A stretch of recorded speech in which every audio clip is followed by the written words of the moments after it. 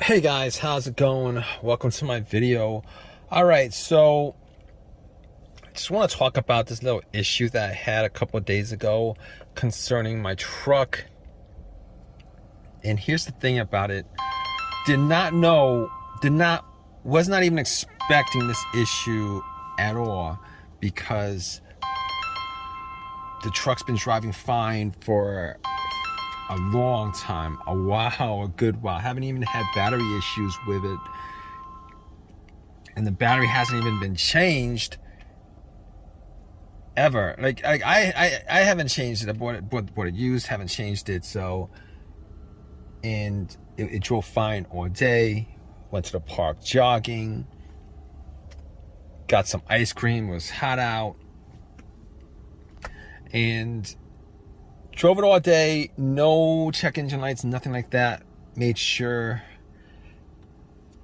part of the troubleshooting, that, there was no check engine light, because if there was a check engine light, that was an obvious issue. But in this case, trucks drove fine. Up until the point where I was going to McDonald's, parked it, and then out of nowhere, after I got out and tried to start it, it would crank, but it wouldn't turn over. Had some really strong cranks, but it wouldn't turn over. I tried it once, twice, a couple of times, didn't do anything. So at that point, maybe I was thinking to myself, probably wasn't anything to worry about. Maybe it was a glitch or something like that. I shifted shifted to neutral, a couple different positions, tried to start it, had the same issue, wasn't able to get it running. So I was thinking to myself, okay, maybe it's possible that maybe it's the battery that needs to be changed up. Haven't changed it, haven't touched it for a while, maybe it was dirty, etc. So I actually turned on the headlights just to make sure that, now mind you, it was a strong crank, the headlights were working really bright, but I went to the battery anyway, looked at it just so I could eliminate it. I looked at the battery terminals. It was corroded. It was corroded. There was some bluish white stuff on the top. It was corroded. Battery terminals were corroded. It was a little bit loose. So I was thinking to myself, you know what, maybe I just clean this up. And hopefully it'll fix the situation. So I had a wire brush. I had a couple of tools. Took the wire brush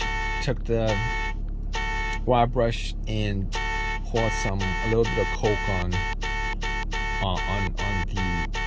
the white bluish corrosion, just so it would oxidate or whatever bubbled up, and took the wire brush, cleaned it off. Took a couple of paper towels, cleaned that off. Made sure there was enough contact between metal to metal, not corrosion to metal. So I popped it back in. Took a little wrench to tighten it up, and then went back and tried to start it. And guess what, guys? Wish it was that easy, but it did not start. It didn't start up.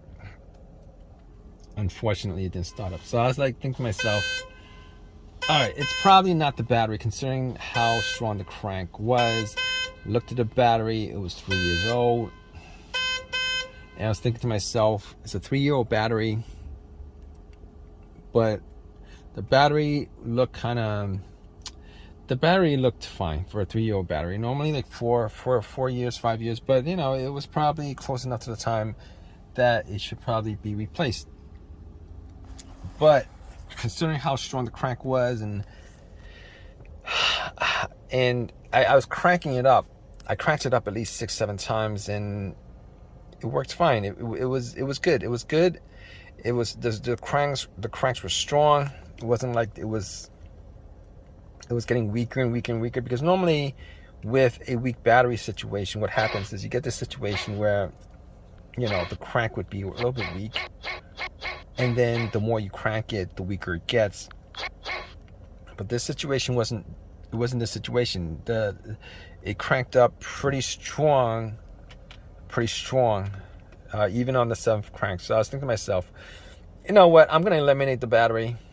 The battery is probably good. And I was thinking to myself, okay, so I'm going down the list of things that it could possibly be, right? The crankshaft, the crankshaft's position sensor, the camshaft position sensor, the manifold sensor, the throttle position sensor, all the sensors. I was thinking about all the sensors. Maybe it could be any of those sensors. Maybe one of those sensors went out. A couple of those sensors went. Maybe I couldn't tell. All right. But here's the thing about it. I did not have an OBD2 scanner on me. Was not able to scan it just to see whether it was any of those sensors that was the issue. And then I thought to myself, you know what? I did not notice a check engine light. I haven't seen a check engine light on the dash since ever, actually, on this truck. So I was thinking to myself, okay, it's probably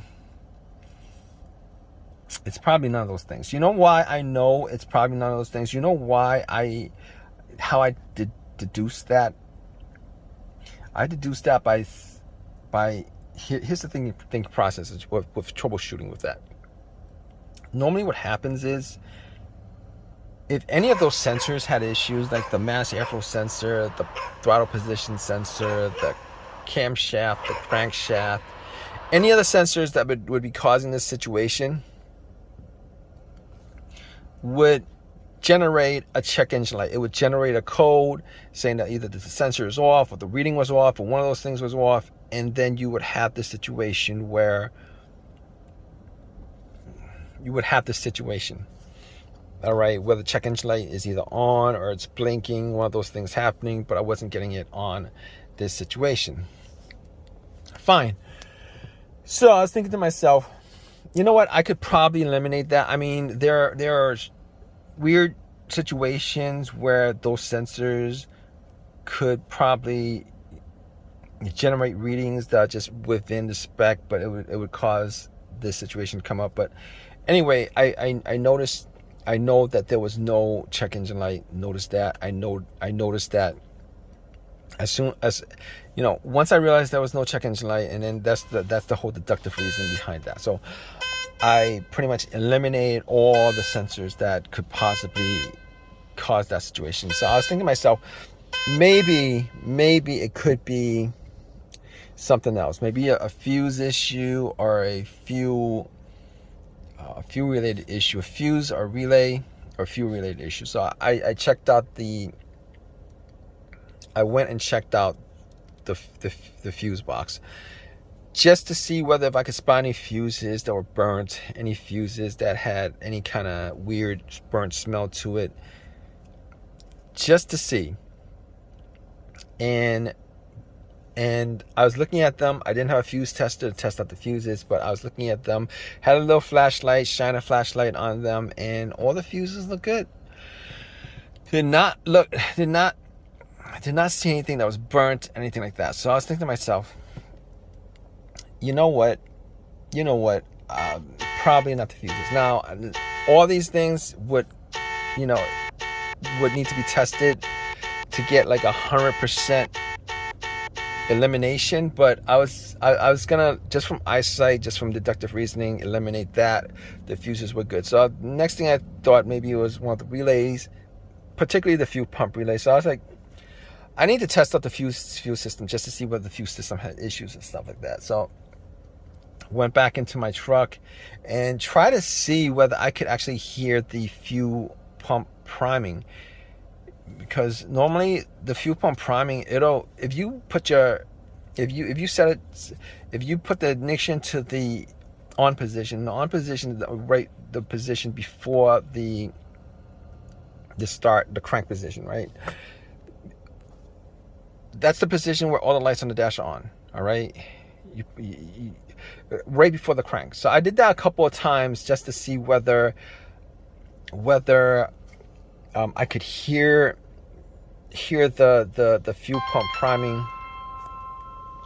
Now, to be honest with you, normally you would need two people for this. One to actually be close to the where the gas cap is, with the gas cap off and listening to it, or close to where the fuel pump is. But it was just me. I tried to listen to it, couldn't really make out whether it was the fuel pump or not. So I couldn't make that out. Couldn't figure out whether it was the relay or any of those things. I did try to swap out the fuel pump relay, and it didn't actually change the situation, because there was another relay that was essentially a similar relay to the fuel pump relay. I swapped that out. No, all right, didn't change the situation. So I was thinking to myself, what else could I troubleshoot as far as this situation is concerned? And I took a chance on this. I was thinking, it popped up in my head that it could be maybe the fob key battery, because I had a situation like that happen maybe a couple years ago on a different vehicle. And I was thinking to myself, what are the chances that it is the battery, right? So there was a Walgreens close by, and I was like, you know what, let me just swap out the battery just to eliminate that, because you just want to eliminate as many things as possible so that I don't have to worry about, that being the case. I could work out trying to figure out what other things causing it. So I went to the Walgreens, I swapped out the battery on the key fob, and came back and tried to start the truck, and it started up just like that. It just started up just like that. Just like that, start up. It worked. Just like that, start up. So if you guys are in this situation, definitely, what you guys want to do is you want to eliminate as many things as possible, and you want to eliminate the easiest fixes as possible, right? Now, if you think that you haven't changed out your key fob in a while, definitely, if you guys are in this situation, definitely try changing that out, because that's going to be an easy fix. You guys get your truck started in that situation. But regardless, this has helped you guys out. If you guys have any questions, definitely leave a question in the comment section. Please subscribe. Please give me a thumbs up. All that good stuff, right?